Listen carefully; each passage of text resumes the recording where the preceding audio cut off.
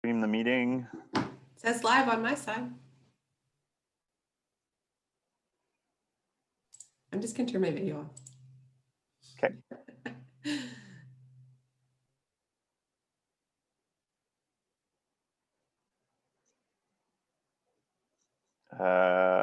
Okay. Awesome. I think we are live. So I'm just going to put up this. Okay, sounds good. And of course, yeah, my sort of toolbar here is not closing. That's the way it seems to go these days.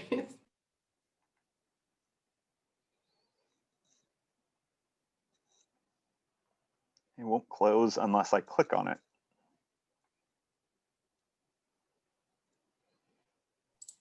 I can see your presentation now. Awesome.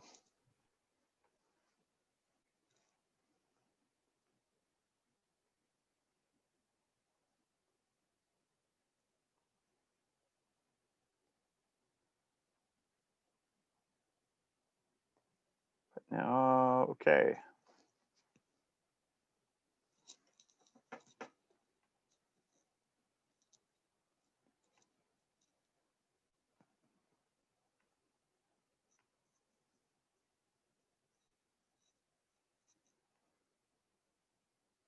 So will you see when participants join? That's what I'm, yeah, that's what I'm waiting for. Okay, great. I'll just mute then. Can you see the top of my screen where it says participants or? No. No, I can okay. only see your presentation.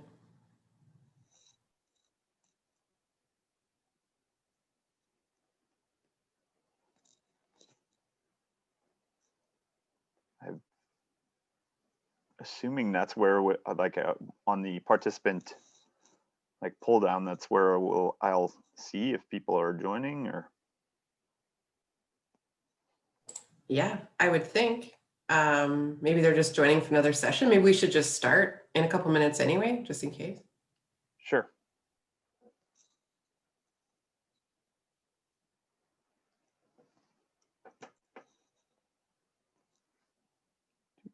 Well,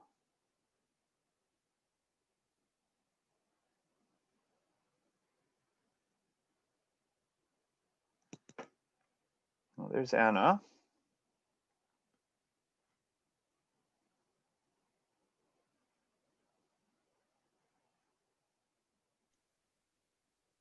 Hello. Hi, Anna.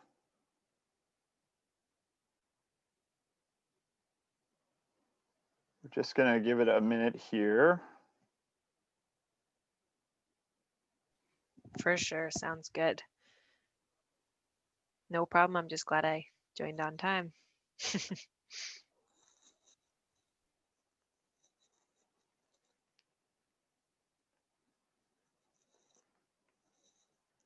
I'm trying to figure this out too, because I don't know. I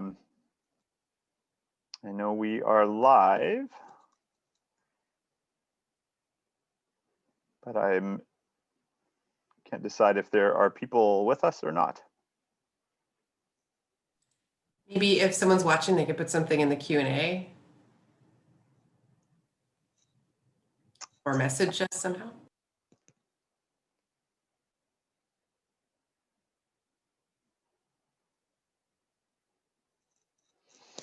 Well,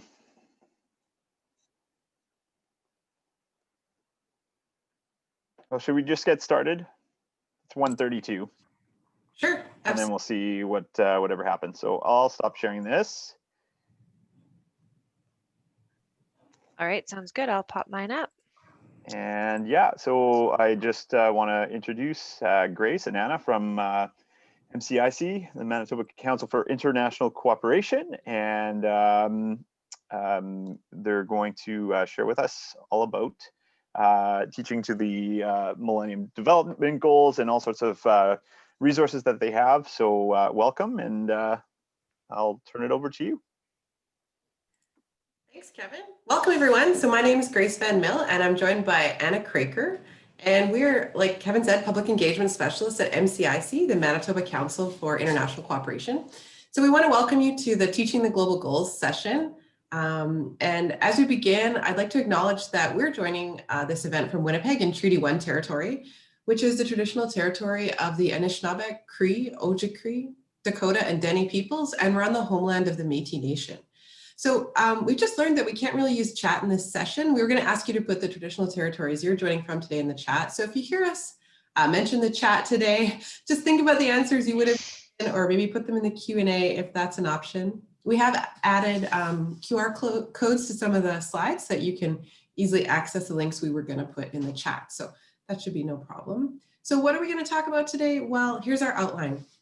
We're going to share who we are, what's MCIC. We're going to talk a little bit about the Sustainable Development Goals. We're going to share some of our resources and programs we have for schools. Anna's going to tell you all about that. And we're going to go through some sample activities you can use in your classroom to teach the global goals.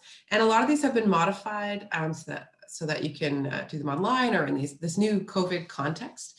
And then we'll answer your questions and give you a link to download all the lessons and activities we talk about today. You'll get a link to download them.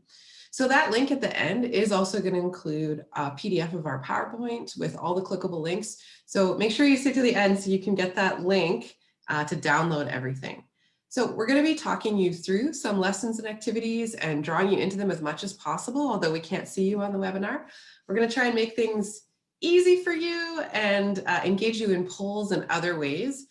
You can add questions to the Q&A at any time. And of course, we'll leave time at the end, or if it seems urgent, Kevin will let us know what you've put in. If you have a cell phone or the ability to open another browser window, that's all you really need for this session. So let's dive right in. What's MCIC? Well, this is information about us. This is who we are, what we do, and how we do it. We'll sort of get into our programs a bit later, but our vision is just a just world. And we support, connect, and amplify the work of our members and partners, and we directly engage with Manitobans for global sustainability.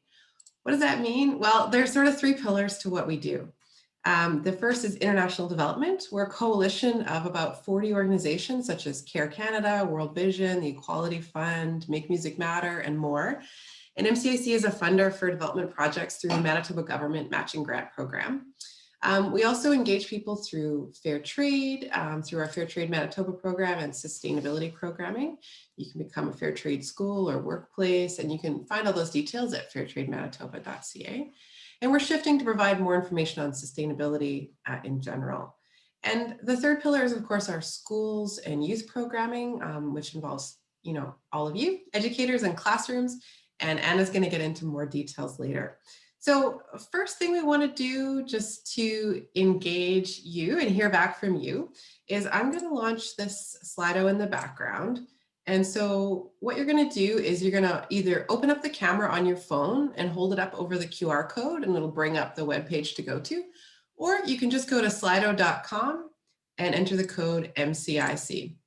So I'm just going to share my screen, just 1 second here. And so this is the poll we wanted to ask you to begin with. So if you go to slido.com and enter the code MCIC, or hold up your phone and do the QR code, which I am going to do right now, you can enter the answer to this question of what grade do you usually teach? So we're curious to hear what grade you usually teach. So getting a couple answers here. So lots of middle years teachers, and we'll let some of those other answers come in.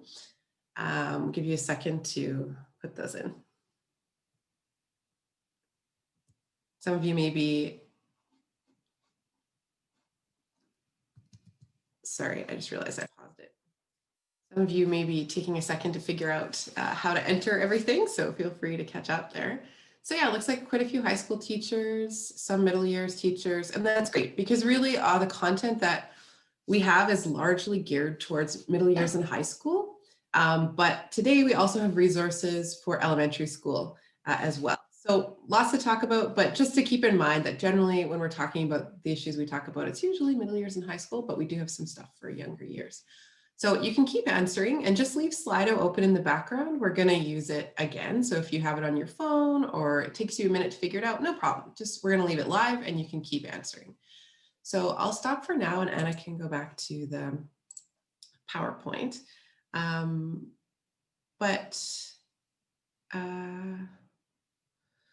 the next question, oh, sorry. The next question we wanted to ask you on this poll is, have you ever heard of the Sustainable Development Goals before today? So maybe you have heard about them. Maybe you've heard about them and you talk about them in your classroom, that would be great. Or maybe you've never heard about them and that's why you're here. So all of those options are good, and we're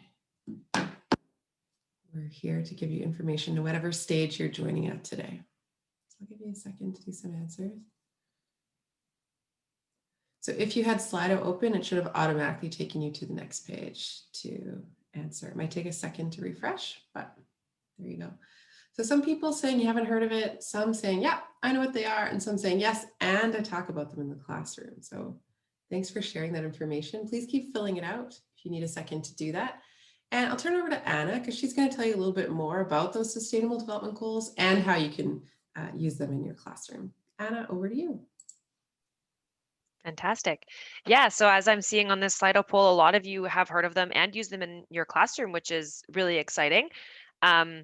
And some of you haven't heard of them and some of you don't use them in your classroom yet, but we're here to help out with that.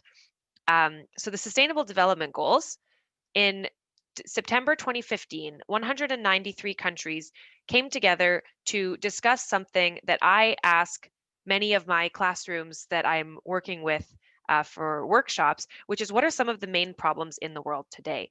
So if you all could just think about that just kind of to yourself as I'm talking, as I ask the students to do. They came together to discuss how to fix major problems in the world. And they came up with 17 sustainable development goals with a 15-year window. So these are building off the Millennium Development Goals, but they're actually going even further as well and looking at more issues in more areas. And they are universal, which is a really important distinction. So they address issues that affect everyone in the world, no matter what they live, where they live. So they apply in Canada and around the world. So I've given you a couple minutes to think about some of the biggest problems. And now I'm going to move on to show you what the 17 are. So we have, as you can see, a really expansive range of goals here, covering things from ending poverty and hunger, improving health and education, making cities and communities more sustainable. So many of the things that come up when we're talking about that here in our classrooms around in Manitoba. And each goal has specific targets that address how it's going to be accomplished. And these are meant to be a blueprint for how to achieve these goals by 2030. And there's 169 of these targets. So for example, goal 2, zero hunger, some of the targets are universal access to safe and nutritious food and doubling productivity and income for small scale food producers, etc. So if all of these goals are reached in 10 years from now, it will mean eradicating poverty, protecting the planet, and ensuring prosperity for everybody. But they're not legally binding. So even though 193 countries signed on, as I said, nothing is going to happen legally if they don't meet these goals, which means that it's up to us as global citizens to make sustainable choices and take action on projects to really make an impact for these sustainable development goals.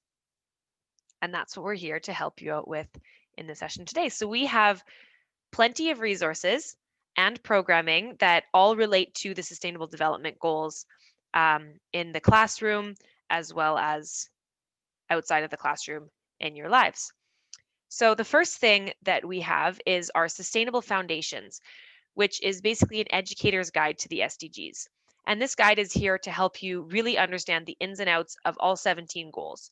So it talks about the key targets and focuses of each SDG, learning objectives associated with each goal, who and what are affected by the SDGs, what actions we can take as individuals, communities, and nations, and then a bunch of clickable educational resources and case studies available for each individual SDG. And we've made a point to look at case studies that are local to Manitoba as well as nationally. So these are links to lesson plans, case studies of projects taking action on these issues from our members and others, and a whole bunch of really, really interesting engaged material that is all clickable in this PDF. So this resource is available for free on our website, mcic.ca, in English and French. And so it is meant to be a digital resource. All of these links that I've mentioned are clickable and you can access them right from the document. We also do have paper copies for sale if you would prefer. You can contact one of us for that. But this is what the Sustainable Foundations looks like on our website, but we have a link to download this available in the resources folder that we're going to be sharing at the end of this session. So don't go anywhere. But if you would like, if you're too excited, you want to access it right now, you can go to mcic.ca and click this flower or /Sustainable Foundations. We also have this classroom poster, which highlights the 17 goals and all 169 targets that I mentioned earlier. So it's a really beautiful, visually appealing poster that can go on the wall of your classroom that shows all of those targets that I had been talking about. And this is also available. Grace has it up right behind her. Beautiful. You can see how visually appealing that is. It's beautiful. So this is also available for download in the resources folder in both English and French. So another thing that MCIC offers is workshops, and some of you may have engaged with our workshops in the past and some of you may not have, but regardless, they are looking a bit different this year. And as you can see on the slide, we have kind of two levels of workshops, zero contact and minimal contact. But I'm going to not talk too much about this right now because I'm going to let another version of me tell you about it in a video that we made. Is this up on the screen? Grace, can you confirm that the video is on the screen just before I? Yes, I can see. Great. Internet browser. Although school and work might look a little different these days, MCIC is still offering school workshops, now online and streamed to you from a safe and secret location. These workshops are a fun and interactive way for your class to learn about sustainable development and the SDGs. We now offer two levels of digital workshop. Zero contact, where students only need their own printed sheet and no contact with other students is required, and minimal contact, where there will be some shared items, such as blocks or yarn. We have several different workshops, and each one covers a different sustainable development goal. For example, building blocks for a good life, where students order parts of a good life from most to least important, exploring poverty as a lack of opportunities, and really appreciating the complexity of the issue. Or No Poverty, Breaking the Cycle, where students are given various amounts of money and have to make tough decisions on what to spend their limited funds on. We at MCIC are dedicated to continuing to teach youth about the importance of working towards the Sustainable Development Goals in a fun and interactive way, while keeping everybody as safe as possible. We hope that you'll schedule a workshop with us today. You can visit our website at mcic.ca and get in contact with us to schedule your workshop.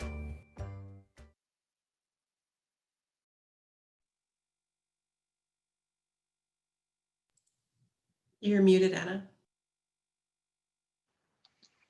I'm double muted. Can you hear me now? We sure can. Okay, great. So I hope that worked all right. If it didn't work great, it is going to be going up on our website soon, so you can watch it as many times as you want. But more importantly, you can book a workshop with us. This link, as you can see in the PowerPoint right here, is for our virtual booking form, and it will be available in the PDF hyperlinked. So if you are interested in booking a workshop, we can talk to you about that through the booking form or through my email, and we're happy to make sure that every workshop is tailored to each classroom to make sure that it's adhering to all regulations. So when you are sharing these experiences with your students, you're also meeting curriculum outcomes. Here are some examples in a list of some Manitoba curriculum outcomes, and you can see there are many intersections between topics that we cover and your curriculum topics. Another thing that we offer is Voices for Change program, which is a spoken word opportunity that is a program where students work with a facilitator who is a professional spoken word artist, and they have the opportunity to write, edit, and film, as well as perform a spoken word poem on certain issues, again, relating to the SDGs. So this year we are working with a special collaboration with McDonald Youth Services. And so we're going to be working with youth in care that are writing the program with our facilitator. And in the future, this will be opened up again to the general public. So you could share this with your students. And information about that will be on our blog, takeactionmanitoba.org. This is really exciting and something that we present at our International Development Week festivities. We also have awards for teachers and students. So a grade 12 student award, Outstanding Take Action Project Award for students in global issues, completing the Take Action projects, which comes with a cash prize as well as recognition, of course, and an educator award for leaders in promoting global citizenship, perhaps, and probably many of you joining us today on this session. We also have the blog that I mentioned earlier. So this is our Take Action blog, which has lesson ideas, showcases of what teachers are doing, and showcases some of the programs that we are leading at MCIC. We've also, during lockdown, been thinking quite a bit about how to teach from home. So we've developed home lessons for all 17 SDGs. They have activities for every age group, elementary, middle, and high school, and they are targeted to parents and teachers that are working with students from home. So they are all done individually, not in a class setting, and can be done with minimal props and resources. Okay, so that's plenty of resources, plenty of talking. We're going to be now looking at some activities and lesson plans that you can bring to your classroom, and we're trying to highlight ones that are involved in the virtual workshops as well to give you a great idea of what those would look like. So the classroom activity ideas that we're going to be looking through today are global poverty, how to teach the SDGs, child labor, and fair trade. So our global poverty workshop has two parts, and one of them is called Building a Good Life.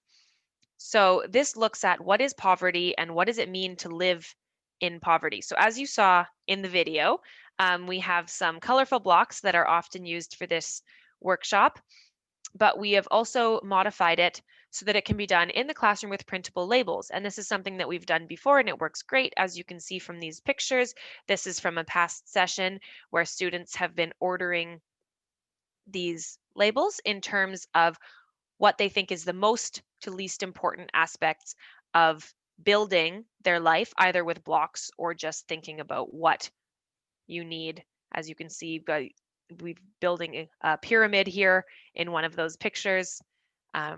And so you're able to engage with it in that way. And that's something that we're going to be doing today. So on the screen right now is a selection of labels from the activity.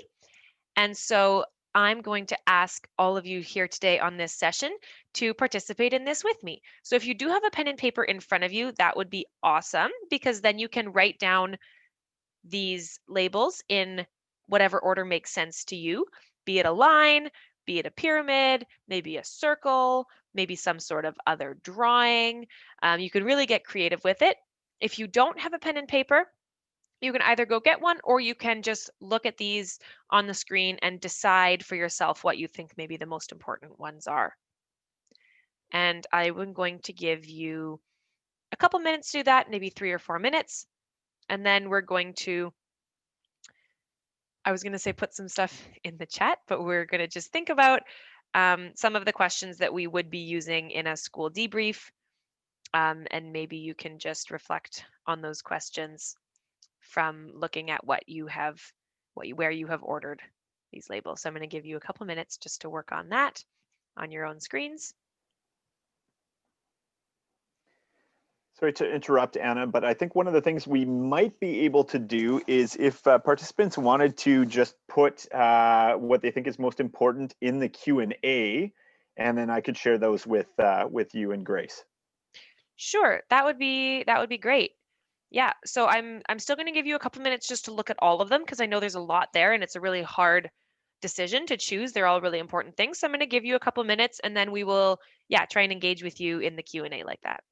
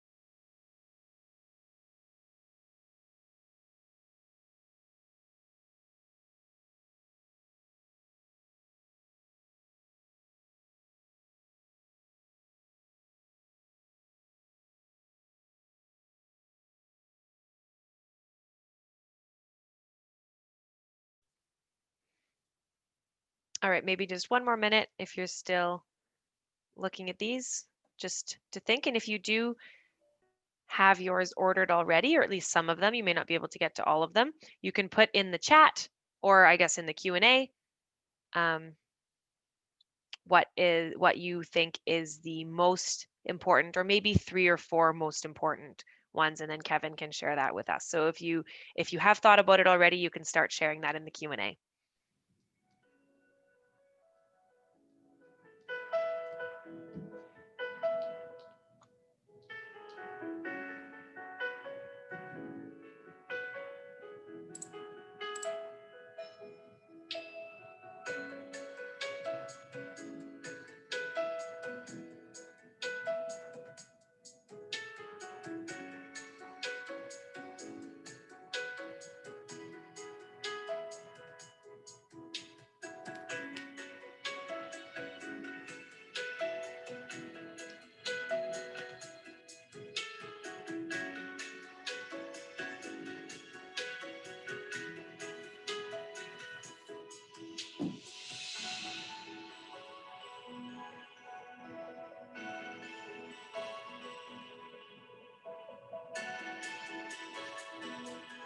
So if you haven't yet, you can put the ones that you think are the most important into the Q&A, and Kevin could share that with me once he sees them.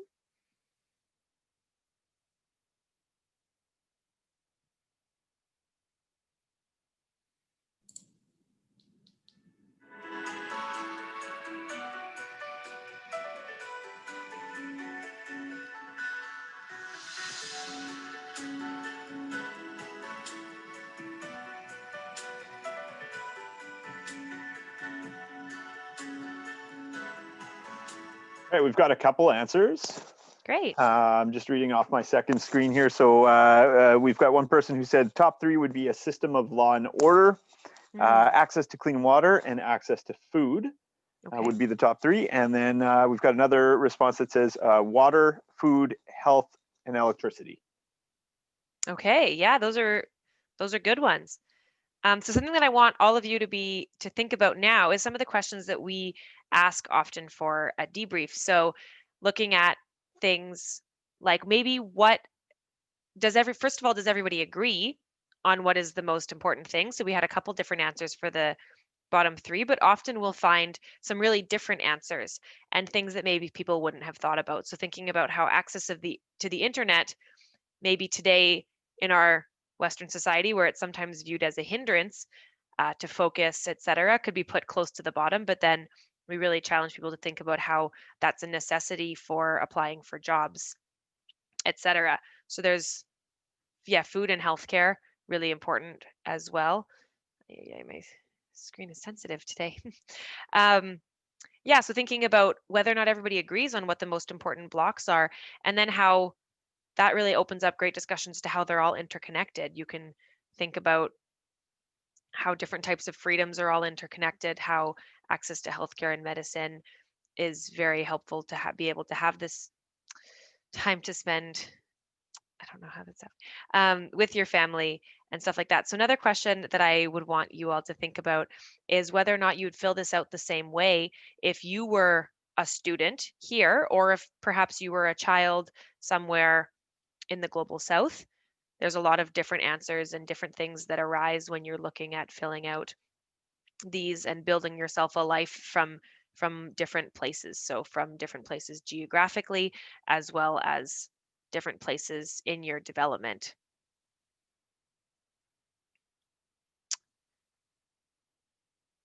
And so this activity is really interesting and often leads to really great discussions about what is necessary for a life, as well as different privileges or lack thereof that people have, and looks at how poverty is much more of a lack of opportunities rather than a lack of hard work or of getting a job, and looks at all the different aspects that people may not have thought about that maybe they take for granted.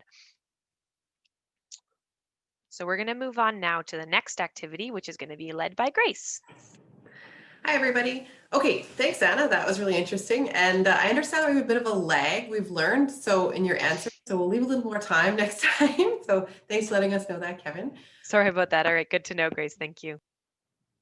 Yeah, so now I'm just going to give you a few ideas that you can use when you're teaching about the SDGs or the Sustainable Development Goals in your classrooms. Just want to mention that we're going to just talk through these. It's harder to do in an online format. So they're just sort of brief overviews of activities that would, typically have more context and follow-up built into every presentation. So we're just going to kind of give you a flavor for some of these activities. And then of course, when you do them in full, there's a lot more context and information. So just to keep that in mind. So the first thing I want to introduce to you, if you haven't heard of it yet, is the world's largest lesson website. So this website has lessons connected to each of the 17 global goals, and they have a lot of good resources on there. So that's the link if you want to go check it out later. And so this first lesson on introducing the global goals, some of the ideas come from this lesson plan found on this site. So when you're talking about the global goals, one thing you can do is as your students enter the room or online, depending, we can talk about the variations at the end, you'd have this question displayed. What are the biggest problems facing our community or country or the world today? You can adapt it however that's appropriate to you. If you feel like it, you can put some answers in the Q&A that what would you say are some of the biggest problems facing people in the world today? Or in your community today. And really, you'd want to encourage your students to think from the perspective of others. So one of the prompts you can give is, we need you to think like you're the prime minister, or we need you to think like you're a mom or dad, or we need to think like you're the mayor of your town, or some different roles to get them thinking about what different community members might see as problems. And then you could have students work in pairs and get them to try and identify some of the biggest problems facing their community, their country, take some suggestions. You can maybe write them on a board at the front. And then with your students, you're going to connect the problems they've identified to the Sustainable Development Goals. One of the ways you could do that, this is sort of a pre-COVID idea. You could have students standing in a line at the front of the classroom with each of the goals. During COVID, you could spread out around the classroom, or people are learning from home, have them hold up the sign, the global goal on a piece of paper that they think it matches up to. Really what you want to do here, however you do it, is connect the problems they've identified with the global goals, because you're really showing students, introducing them to this idea that, people all over the world got together and came up with these sustainable development goals because they saw these problems too. So it's really acknowledging that your students also know some of the problems facing their communities, and getting them to sort of learn about how that's connected to the goals and what the goals really mean.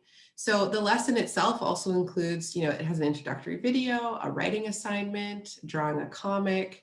There's 2 versions of this lesson on the site, one for younger ages that's a bit shorter, and some others that are longer. So that just gives you some idea how that lesson works.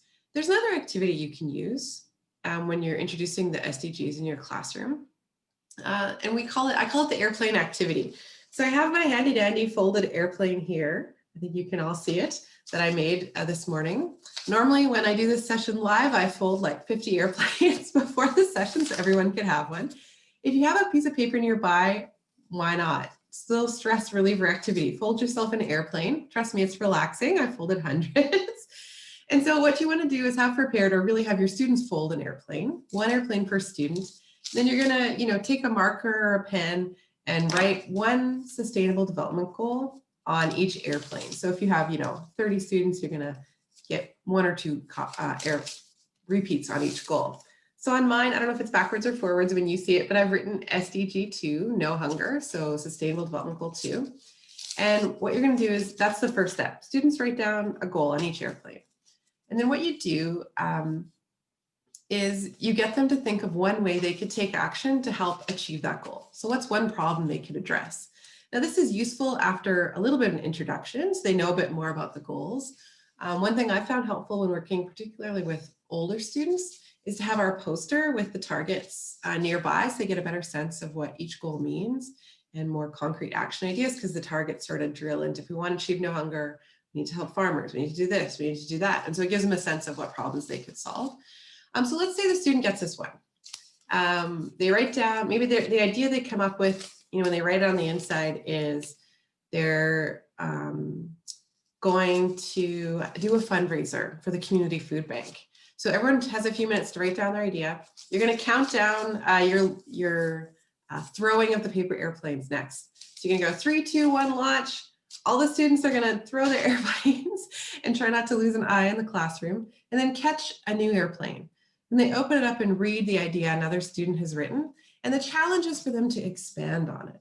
So using my example of a fundraiser for the food bank, maybe they think, okay, at our fundraiser, maybe I'll also add, I don't know, a children's carnival to raise money for the food bank, or a winter coat drive, or writing letters to their MP to take a certain action.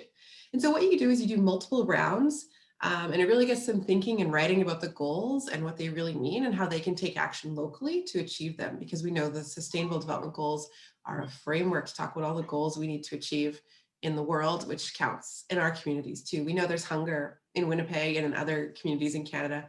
We know the issues that are on the Sustainable Development Goals are here in our communities too. So it's that idea of like, you know, acting locally, acting globally. Maybe there's an action they can take to help someone around the world. So I've got a really short video of educators at a PD conference last year doing this activity. So I'll just share that here, just so you get a sense for what it looks like when the whole room is full of airplanes. Okay, so I'll make it full screen and play.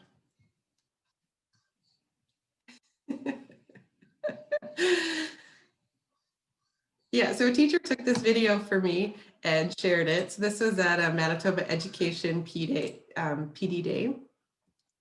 And yeah, it was a lot of fun, and that's what it looks like. So I like to give a little safety talk too, just a pro tip, tell them to aim up and nod at each other's eyes. And then the other activity you can do to talk about the Sustainable Development Goals is it's called the string activity. And as you can see in the image on the PowerPoint, it's normally you have everyone in a circle, and what it does is it helps students form their own connections between ideas. So students are in a circle, or in COVID times spread out around the classroom, but able to see each other. And what they have is pre-printed labels or images that you've made to hand out to each student, and the lesson includes some ideas there, and a big ball of yarn or string. And really all you're doing is you're handing the string to one student and asking them, you know, is there something in this image or word that you have can be connected to around the circle? And so they pass the string to that student they've identified the connection with and keep going. So you can customize the questions and the conversation to your age group. You can use pictures or words. You can make the words thematic. So we've used them to talk about all the Sustainable Development Goals, you know, goals and different ideas. We've also done it with, you know, Goal 15 or life on land, using words like polar bear, ecosystem, forest, Arctic, sustainability, elephant, climate change. And then students make their own connections between a group of ideas. And you can ask them why they chose that connection, why they connected, you know, polar bears to climate change, or that kind of thing. So really, when you're talking to students, you're debriefing this idea of the interconnectedness of the goals.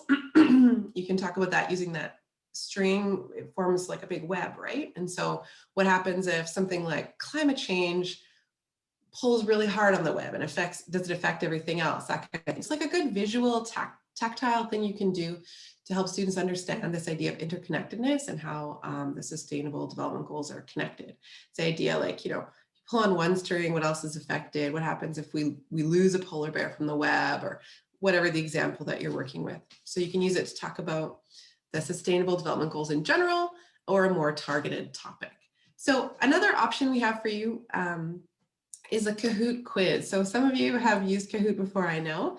We're just gonna show you this. We're not gonna play it right now. You may be familiar with KAHOOT. If you don't know it, it's an online quiz game that you can create your own quizzes and do them with your students or others. So I created this KAHOOT for a class presentation I did, and made it live so anyone can use it. The link, we've put a shortcut to the link at the bottom, which you'll get in the PowerPoint later. Really, it's just a short quiz to check learning about the Sustainable Development Goals. It's got 9 questions about the SDGs.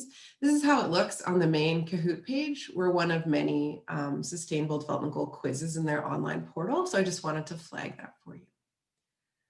Okay, so that's 3 ideas to talk about the Sustainable Development Goals in your classroom. Next, I want to talk about another activity and lesson. Well, it's really a lesson plan that we have about child labor. So this activity, this lesson really humanizes the issue of child labor and exposes a real range of issues that can be related. How does it work? Well, we give students 10 profiles of children working around the world. And we asked students to put them on a spectrum of good or fair work to bad or unfair work. So they're really tiny on your screen, I'm sure. So let's pull one up large. We'll look at the first one, Jessica. So this is the story. Jessica's 16 years old. She works one night a week after school and on Saturdays at a trendy clothing store downtown. Most of her paycheck is spent on clothes from the store and going out with her friends. Her parents didn't want her to work, but she insisted. They made a deal that she can keep working as long as her grades stay the same or improve. And so what we would ask is, you know, if you just go to the next slide, Anna, if we have this spectrum, draw a line from good or fair work to bad or unfair work, where would we put Jessica on this line? And so I know that all of you unfortunately don't have full Zoom capacity able to annotate, but I know Anna and Kevin would. So thinking about that example of Jessica working one night a week at a clothing store, going out with her friends, keep working as long as her grades stay the same. Where would you put, okay, I see a star, thank you. Where would you put her on the spectrum? So one person's saying good or fair work. You can also comment in the Q&A if you like. Kevin can let me know what you say. And really, your students could do the same thing if you're doing it online. And we'll talk about the adaptations later. But you're really just getting your students to think through these profiles and say, okay, is that good? Is that fair or is that unfair? So Kevin, you can let me know if something comes up in the Q&A, but for now, we'll just take this answer of, okay, we think that's good and fair. And then go to the next example, which is Jaime. So Jaime, this is in Colombia. Jaime is a 10-year-old mine worker in Amaga, a tiny town about an hour from one of Colombia's larger cities. The area is very poor and many families depend on their children's pay from working in the mines. So Jaime wakes up at 4 a.m. and works up to 10 hours below ground in the mines. He has to haul heavy sacks of coal up narrow, slippery tunnels. He's paid $18 per week. Okay, this is a much different story than the first one we read. So if we go to our spectrum, where Kevin, Anna on here, or others in the Q&A, where would we put Jaime? Is it more on the fair or the unfair side? So let's see what we think, fair or unfair.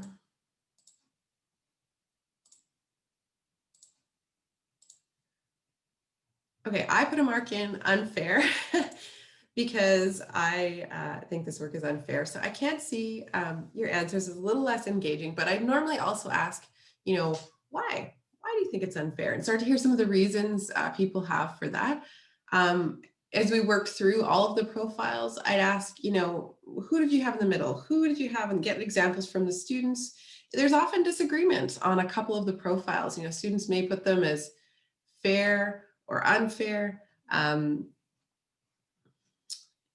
Sorry, I've just lost my window here. It opens up a discussion, as I've said, and with older students in particular, it can lead to some really interesting discussions. So let's stop there. That's just two of the profiles, but you get a sense for what the activity is like. This lesson also includes a debrief, some of the root causes of child labor, and prompts for taking action. Can you just go, sorry, I'm seeing stuff in the chat. Yes, so people are asking if the presentation will be available. Yeah, we're gonna send you a link to where you can download all the activities and the PowerPoint from today. So, okay, I think the chat is maybe on a bit of a lag getting answers from earlier. So I'll just close that for now. So when you're talking about this activity, there are many variations in how you do it. So you could give older students the whole sheet of profiles, have them rank them on a spectrum in their notebooks, working individually from fair to unfair, and then debrief it together as a group and see where people are different or the same. You could cut out each story and have the class work as a group to hang them on a line with clothespins at the front of the room or in another safer way around the classroom maybe, or something like that. You could, they could cut them out and then sort them, put them in order on their own desk individually. You could do it on a screen while students draw lines on their paper like I did, put up each profile and have students add it to their own little line in their notebooks. And you can digitally annotate on the screen like I did. So I'm seeing lots of comments coming up where you can find all these. Everything will be in the folder at the link we give you at the end. So no need to worry. Every single activity, every PowerPoint slide, everything will be in there. So don't worry, just keep that in the back of your mind that you don't need to worry. We're going to give you the links to everything. So this lesson also includes an additional activity. It's a 24-hour clock activity. So this image is what it looks like, the worksheet that the students get. And students, they do the left side first. So they think about their own day and they fill it out with, oh, this is when I do chores, this is when I sleep, this is when I go to school. They fill it out with their own schedule. So this is an example that Anna's put up of what it might look like when it's filled out. So they're sleeping at that time, working at that time. And then the second part of the activity is you read a very short story of a child laborist in Nepal. And children fill out the clock for that child's typical day as they listen. So it can really open the discussion about work and children and child labor and give a clear visual for children to compare their day to a child laborer's day. So the full lesson with all the details, including the root causes of child labor and other debrief questions and actions your students can take, is in the link we're going to give you at the end. So thanks for listening. And I'd like to turn it back over to Anna, who's going to talk a bit more about fair trade. Thanks, Grace. So we're going to be, again, talking through another one of the activities that we have available to be doing in the classrooms. And this one is an activity called banana webs. So how it often works is that students are assigned a role in the production of a banana. I read the script, and then students listen for their role and pass string around forming a web. So this is similar to what Grace was talking about with the string activity, but it's very focused on fair trade, and it has a couple different sections where you can talk about the differences between fair trade and organic, and then contrasted with conventional banana production. Just move forwards. And so you can see the same little graphic with the string activity.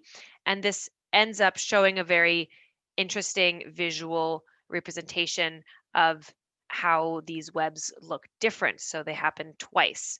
So this is something that we are offering virtually in our minimal contact section. So students would be able to throw the yarn or string something easily sanitized around the room to do that in the classroom, standing, of course, far enough apart. But today we're going to do a little bit of a visual of that. So I was hoping I was going to be able to get the participants to annotate, but it looks like you don't all have full Zoom capacities, unfortunately. But what I am going to do is give you a little taste by reading through the script for the conventional banana web. And I'm going to get Grace to annotate as if she is all of these actors. So in real life in the classroom, each student would have a little label or something on their desk that shows which actor they are. And when they hear that, then they perk up, and when they hear the next one being said, they'll actually throw that across the classroom to show the different webs in the end. But Grace, are you ready to throw your metaphorical Ready. yarn? Amazing. Okay, so this is what the script sounds like for the conventional banana web. A small producer in Honduras grows bananas on a plantation. When they are still green before they are ripe, the small producer picks his bananas and sells them to the plantation owner at a price of 1 cent per banana. The owner of the plantation has the bananas packed and transported, and the shipment is taken onto an airplane at the local airport. The merchandise arrives at an airport in North America. The goods are delivered by a truck to a warehouse where bananas are inspected and then chilled. Looking great, Grace. When the price of bananas is low on the market, a negotiator buys bananas and the goods are shipped to him. The negotiator sells his bananas to an importer. The bananas are sent to the importer through a delivery company. The importer sells the bananas to a large distribution center. A transport company delivers the bananas to the distribution center. At the distribution center, packers pack and unpack the bananas a few times as they prepare orders and move them from one fridge to the next. A supermarket company buys the bananas from the large distribution center for a few of its stores. The large distribution center ships the bananas to another different distribution center closer to the supermarket stores that ordered them. Once they arrive at the new location, the distribution center employees store them in rooms where they are gassed to artificially ripen the bananas. A few weeks after they've been picked, a truck finally delivers them to the supermarket. You, the consumer, are hungry. Your parents drive you to the supermarket. You see a banana and buy it for 50 cents. Okay, I think that looks great. Grace, thank you very much. Beautiful. So this is a good, I would say a decent approximation of what this could look like in your classroom. And so this web, you can see that the story was quite complex, but it's actually highly simplified. And the path of a conventional banana that you're buying at the grocery store is much more complex than that. So I'm going to clear all of these. And then the follow-up to this is reading the web for the fair trade bananas. You can see already in this little visual on our screen that there's far less steps. There's 8 steps versus the 16 that there was in the first one. So for this, you can either split your students up into smaller groups, or if they're already in smaller groups because of your class sizes right now, then that would work perfectly. And for the first conventional banana, you have them each wear a couple labels, which would make it even more confusing of a web, which is kind of the point. And so then you can talk about some really interesting debrief questions following up on these things, some similar to what Grace was saying in hers about when some people pull on the web, what happens, but then also things like, did you drop the string at all? And then you think about that being your bananas that you're eating from the store. Measuring the yarn, you can actually physically measure the yarn to see how far something came to you, and then talk about the sustainability of that. And so this is a really fun activity that intros very well into fair trade. And so a follow-up from this is we will talk about fair trade in the classroom.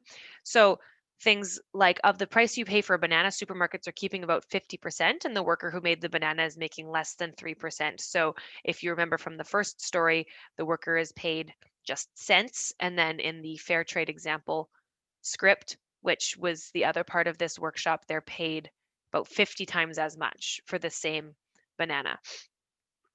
And so bananas are, of course, not the only trade system to take advantage of producers. Coffee, cocoa, and clothing are also really notorious for these problems. And buying fair trade is something that we can do right here in the grocery store. These products are becoming more available all the time. And it means that you're paying a price that includes the cost of social rights and environmental protection. And so fair trade purchasing is a direct way for us right here in Manitoba to support international development without traveling to a country or donating to a charity or aid organization. And that's something that we really like to talk about at MCIC, is ways that you can tangibly take action easily from your home city, both community action as well as action abroad. So talking about fair trade with this activity is really interesting and a really great tangible way to take action in your community. So you can see the logo in the middle that you can look for, the little blue and green guy who's really excited about fair trade. And you can, of course, find this on coffee, chocolate, wine, sports balls, clothing, spices, sugar, honey, quinoa, tea, whole bunch of stuff. And so this is a really fun activity that you got maybe a little bit of a taste of here today, and something that I could host in your classroom through a virtual workshop, or you could do with the documents that are in the lesson plan educator package, which we're going to talk about now. Okay, thanks, Anna. So this is the link to download everything we talked about today. So what you can do is, like we did before, just take your phone, open the camera, and hold it over the QR code, and it'll open up the page for you. Or you can write down the link. Make sure you get the capitalization right on the bit.ly link, that matters. And what's included is all the lesson plans and activities from today. So child labor, fair trade, building blocks, world's largest lesson, your copy of Sustainable Foundations in both languages, as well as our classroom poster, the wrong hand, that we talked about. And then the at-home lessons about the Sustainable Development Goals that Anna mentioned, one for each goal. And also a PDF of this PowerPoint, which includes all the links to resources. So I'll leave that up while we're talking for the next minute or so, because I understand there's a bit of a lag.